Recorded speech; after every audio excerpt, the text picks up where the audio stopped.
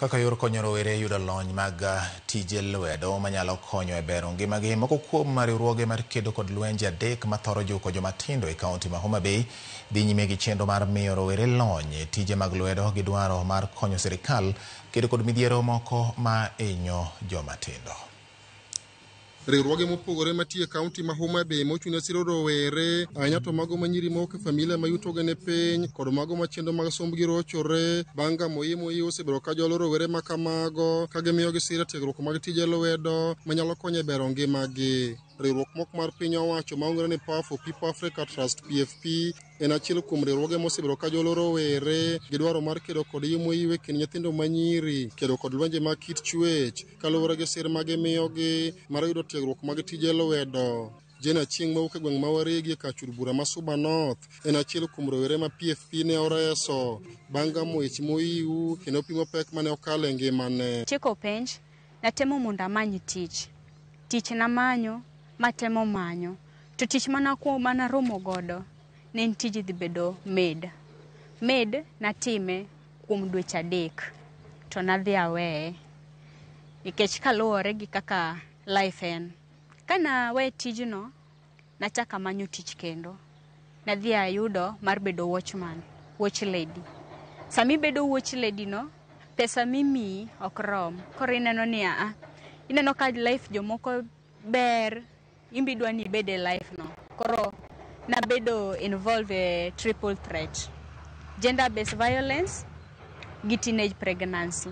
Riwruogno kokalo kuom kargi mar tiegruok maongre ni Arise Center ne okawo rawerano kendo miye tiegruok makende e weche mag tung'o kod dusruok masani koro miye thuolo machung' motegno ma ok onyal dok e obadho mane osekalo e chien. Nabiro gi solution achiel, nawacho niya eri adog dala adog ir jonyuol mondo ane plan B.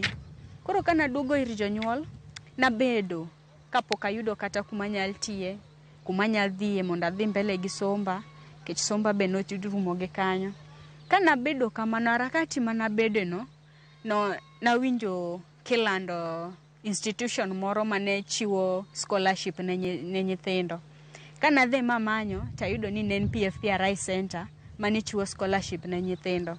Nakawo rano wuon ma dhi kanyo ma dhi atimo registration. Chenro makamano bende genywando nyaka rowere machuo matimo tiegruok mag tije lwedo mopogore mondo gibed kolony manyalo konyo e bero ngimagi. Kane pok abiro koni maisha ne tek nikech kaka ne inyalo yudo konyruok samoro bedo maonge, to gima nyalo wacho ni tok timo ma kata tok kali kos matimo ni gisani anyalo luonga kamoro ma ayud kaka anyalo konyora through kos matimo. E kinde no rowere madero 17 ne osidhi kondo bang' tieko tiegruok magi mag tije lwedo ma koro ginyalo tiyogo ka gichugo thuologi mag tije ka riwruogno wacho ni gimedo tiyo kanyakla mar medo reso rowere e kor gwenge. Gisani ka ing'e tije mag lwedo inyalo yudo pesani at the end of the day, kendo tije ma chuli per day at the end of the day inyalo yudo investment moro kendo inyalo yudo seed capital mondi imedrie somo kata yaw kari kumoro. We are grateful for this partnership because it gives us now an angle of the girls know what to do, and now they can find after this they have skills and they can find business, do business or do any other thing that they feel it can generate some income for them, so that we can end the aspect of triple threat and ensure that people make decisions, best decisions. Alia Beach, Ramogi TV, Homa Bay.